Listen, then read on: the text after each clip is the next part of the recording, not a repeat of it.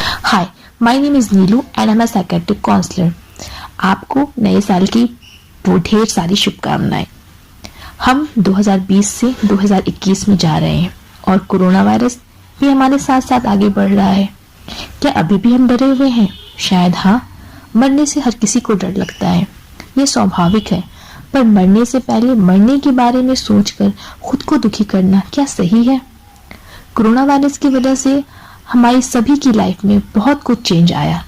ज्यादा के लिए बुरा ही समय था। अचानक से लॉकडाउन होना, घर से बाहर निकलना बंद हो जाना, सारे काम रुक जाना, जैसे जिंदगी रुक सी गई थी। बहुत से लोग बेरोजगार हो गए। 24 आवर्स घर में रहना इम्पॉसिबल था, फिर भी लोग मजबूरी में रह रहे थे। डॉक्टर्स पेशेंट को सही से देख नहीं पा रहे थे। बच्चों की पढ़ाई भी बहुत इफेक्टेड हुई थी। 24 आवर्स साथ रहने से घर में झगड़ा भी बढ़ गया था। कोई मनोरंजन का कोई साधन नहीं था, कहीं कोई लोग बाहर जा नहीं सकते थे। लाइफ एकदम से चेंज हो गई थी, जैसे मानो रुक सी गई थी। लोग टेंशन में रहने लगे थे कि ये कैसे ठीक होगा। खैर, अब तो लाइफ पहले से काफी बेहतर हुई है। लोग बाहर निकल रहे हैं, काम भी स्टार्ट हुआ है, फिर भी सबके मन में कोरोना का डर बना हुआ है। ये वीडियो मैं उन लोगों के लिए बना रही हूँ जो कोरोना के टाइम में बहुत ज्यादा डिप्रेस्ड, टेंशन और स्ट्रेस में थे। वैसे लोग जिनकी लाइफ कोरोना की वजह से बहुत इफेक्टेड हुई थी, उनका बिजनेस बंद हो गया, घर का खर्चा चलाना मुश्किल हो गया था, वो अपने वर्कर को कैसे पैसे देंगे, ये सारी टेंशन उनके दिमाग में चलती रहती थी। यानी माली हालत बहुत खराब हो गई थी, जिसके कारण रातों की नींद उड़ गई थी। सिर्फ चिंता लगी हुई थी कि सब कैसे ठीक होगा। मैं आपको बताऊंगी कि कैसे हम इस टेंशन से बाहर निकलेंगे। एकदम से सब कुछ कैसे ठीक हो सकेगा? क्या ये पॉसिबल है? एक व्यक्ति जो मिडिल क्लास फैमिली का है और जिसने एक अपना बिजनेस बहुत मुश्किल से एस्टेब्लिश किया है, सब कुछ अच्छा चल रहा है, अचानक से लॉकडाउन हो जाता है और सारी चीजें उसकी बंद हो जाती है, बिजनेस ठप पड़ जाता है। उसके लिए अपने बच्चों का खर्चा तो खैर किसी तरीके से वो चला ले रहा था, बट सारी चीजें रुक सी गई थी। उसका बिजनेस लॉस में चल रहा था और शायद बंद भी हो जाता। तो क्या ऐसे में उसका डिप्रेशन में रहना सही था? टेंशन लेना सही था? आप कहेंगे हाँ सही था, क्योंकि वो ऐसे में क्या करेगा। देखिए, मैं आपको ये सारी चीजें इसलिए बता रही हूँ कि मैं आप ही की उस लेवल पे उस चीज को जाके बताना चाह रही हूँ कि जब हमारे सामने कोई सिचुएशन आती है तो हमें उस सिचुएशन का कैसे सामना करना चाहिए। मैं यहाँ पे कोई भी लेक्चर नहीं दे रही हूँ, मैं एक काउंसलिंग और एक थेरेपी के द्वारा आपको ये बता रही हूँ कि इस टाइम में क्या कर सकते हैं आप और किस तरीके से अपने आप को उस सिचुएशन से रिकवर कर सकते हैं। जैसे एक व्यक्ति जो मिडिल फैमिली का है, एक छोटा मोटा उसने बिजनेस खोला, या कपड़े का या जूते का, किसी भी चीज का, या फिर वो हाई फैमिली का भी होता है और उसने बिजनेस खोला, बट कोरोना वायरस की वजह से उसका बिजनेस ठप पड़ गया या फिर बहुत डाउन हो गया। अब उसके लिए टेंशन आम सी बात है, उसे नींद नहीं आएगी, उसका डिप्रेशन धीरे धीरे वो चिड़चिड़ा होते जाएगा, घर के लोगों पर चिल्लाना शुरू करेगा, बेचैन रहेगा कि मैं कैसे ठीक करूं। अब उस सिचुएशन में वो आदमी क्या करे?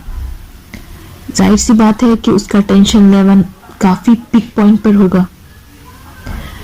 तो मैं उसे सलाह तो नहीं बोल सकती, उसकी काउंसलिंग इस तरीके से की जाए या वो खुद को अपने आप की काउंसलिंग खुद करे।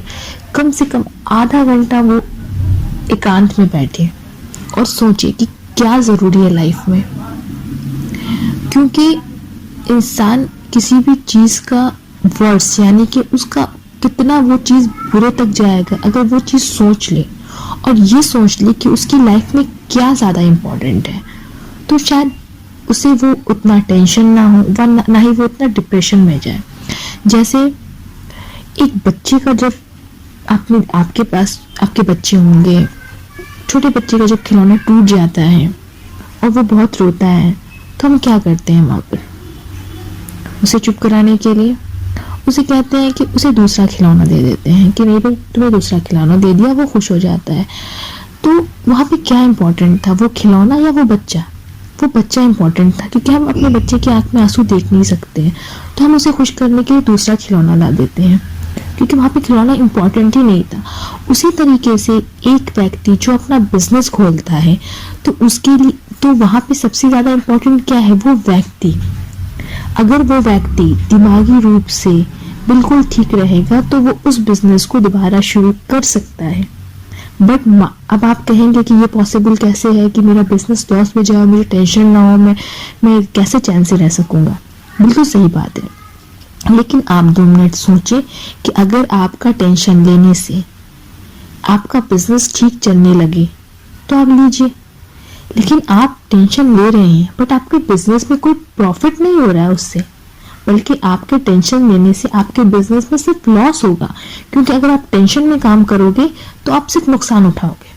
अगर वो ये सोचे कि ये कोरोना वायरस सिर्फ उसके लिए तो नहीं है, पूरे वर्ल्ड के हुआ है, ठीक है, पहली बात, तो उसे इससे भी एक हेल्प मिलेगी कि जो मेरे साथ हो रहा है वो मैक्सिमम लोगों के साथ हो रहा है, पहला पॉइंट। दूसरी बात कि अगर वो इतनी टेंशन और इतना स्ट्रेस में जाएगा तो उसका इफेक्ट किसके ऊपर होगा?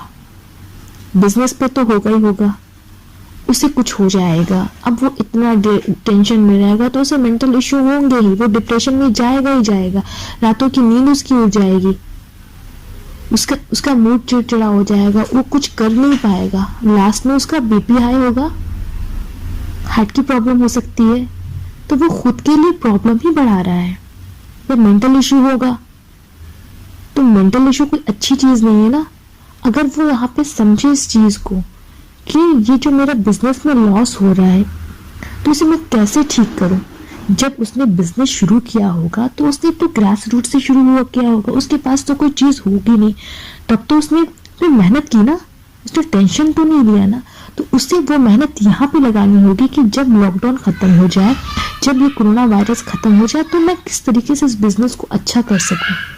लेकिन अगर वो इस तरीके से नहीं सोचकर सिर्फ टेंशन और डिप्रेशन ले लेता है और उस पर ज्यादा चला जाता है डीप, तो वो अपने बिजनेस को इंक्रीज कर ही नहीं पाएगा, क्योंकि उसके दिमाग में सिर्फ टेंशन रहेगा कि मेरा बिजनेस कैसे चले।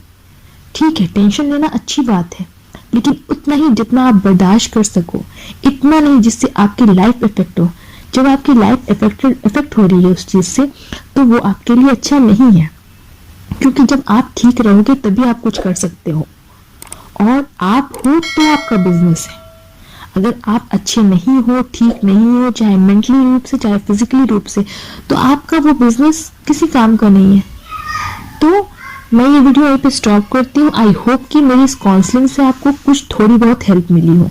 अगर कोई भी क्वेरीज है या कुछ भी जानना है तो आप मुझे कमेंट बॉक्स में रिप्लाई कर सकते हो।